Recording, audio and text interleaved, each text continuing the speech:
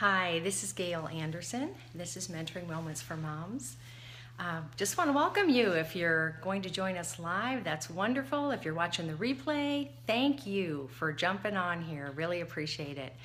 I'm probably interrupting your lunchtime, so there are some of you that will definitely have to catch me on the replay, but just wanted to touch base and talk a little bit about perfectionism.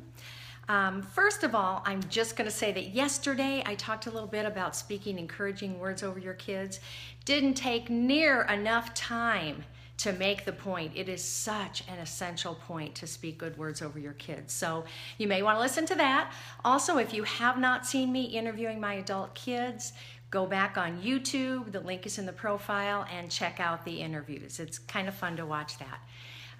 But today we are going to talk a little bit about closing the gap on perfectionism. If you're liking what we're talking about, please tap on the screen, give me some hearts. Oh, thank you. Definitely appreciate that. And it's good to have all of you who are joining us. We all have tendencies to demand things of ourselves and other people that may or may not be fair. Perfectionists, of course, will fight that absolutely the worst of anyone. Now, I am not a perfectionist, but I do have high standards for myself. So a lot of times if you have a perfectionist in your family, your husband, your kids, they're going to expect, the eldest child, you're right, they're going to expect some really high things of themselves and probably of others, of their spouse, of their siblings. So any of you in that game, do you have a perfectionist husband? Do you have any children that you see are perfectionists that struggle with their socks because the line is just not right on their toe and won't put the shoe on until it's perfect? That does get frustrating as a mom for sure. But you know, it's a catch-22. We feel bad because we're not a perfectionist, that's me, or we feel bad because we see perfectionists in somebody else and we'll never be able to meet that. Hi, Melissa. Glad you joined us today. Being a perfectionist, I think, is a very difficult thing. I am not one, thank goodness, because I just cannot hold standards that are that high. For me, I like to have certain standards, but I am not going to beat myself up over it. I am not going to wait until everything is perfect to do something. And there are good and bad things about that. But there's always, with a mom, I think, going to be a gap between what you like to see and what you're seeing, whether that's in yourself and your own behavior, the way you're treating your kids, your household, all kinds of things. There's always going to be that gap.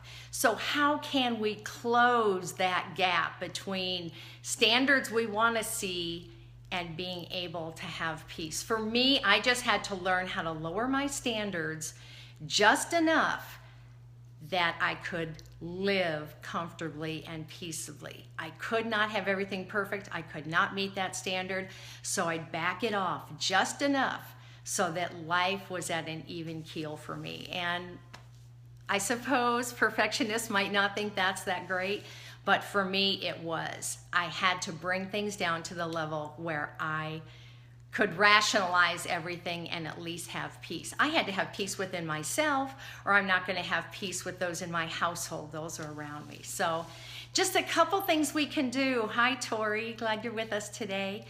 Couple things we can do to actually kind of close that gap is, one, being able to just look at the good. Even if we feel like there are things we failed in, things we haven't kept up to the standard that we would like, just be able to look at the good points, because so often the things we don't do stand out so much that we don't even appreciate what we have done that is good.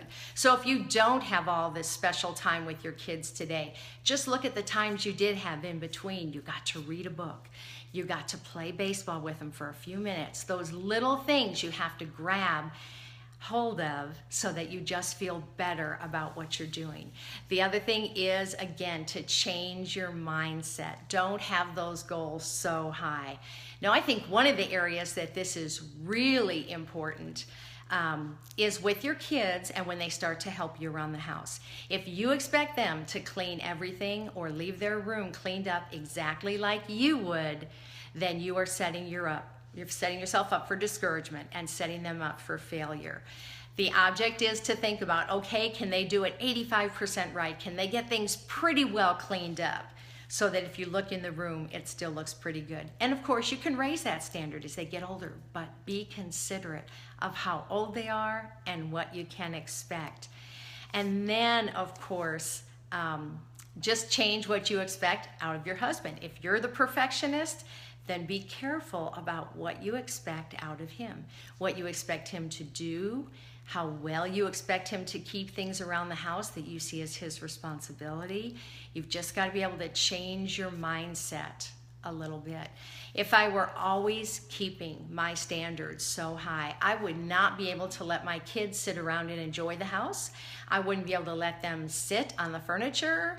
I would be yelling at them if they walked in the house with their shoes on. Now, we did do training on that to get them to take them off, but if I'm going to go nuts over all those things, that's going to create such a stress in my household for everybody.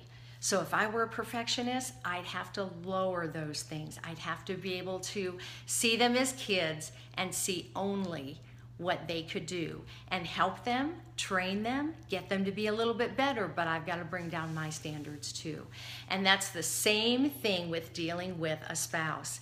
If your spouse is a perfectionist and you are not, or vice versa, communicate. Talk about what those expectations are. What are the irreducible minimums, especially after we had twins and actually 3 babies in pretty quick succession there. It became a change of standards, and that was something I had to communicate with my husband. Okay, I'm homeschooling, I have all these children, something's going to have to give here. Where can we give? What are the irreducible minimums? Keeping the house clean, but maybe not white glove clean, just picked up. So those things are so important. Lowering your standards as far as, if you have an outside business and you're trying to make things to sell, be reasonable about what you expect out of yourself each week. If you're running errands, don't try and be super mom and get everything done in one day. Split things up, prioritize what are the most important things, and let the other things go for right now, and maybe you can pick them up again in a few days. For me, having peace was the most important thing. That is just like a spiritual gift for me. I want peace. I want peace and harmony in all relationships and throughout my home. So I've got to be able to lower things just a little bit to where I can meet that. And I hope that doesn't sound bad, but it worked wonderfully. 3 kiddos under 3 has made me lower my standards. Amen. And you know what? It doesn't mean it has to be that way all the time, Tori.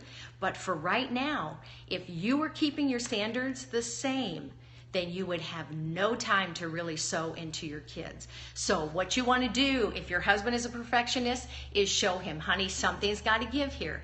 I do want to have time with the kids, and if I do, then I'm going to have to let go here, just for a season. We always go through seasonal imbalance, especially when we first have a baby. And we have to just understand and give ourselves some grace in that situation. And when you give yourself grace, and when you give others grace, other people are going to give you grace in the same situation. So we all deal with discouragement. Now, I'd like to say that as a mom, I was always top of the world, always felt like super mom every single day, but I was not.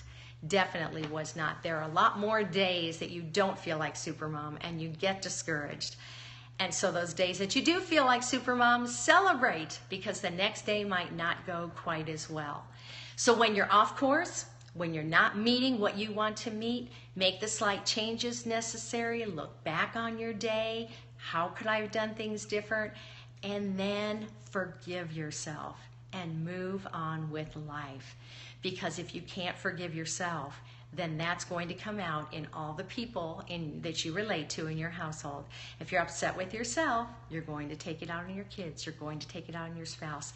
So come to a place where you have peace and you can feel good about where you're at and what you're prioritizing in your life. So Let's see if there's anything else. Oh, just communication is everything. So that's it for today. Hope you guys are having a wonderful day, and I will plan on seeing you from Paris, most likely over the weekend or next week. Have an awesome day. Thank you.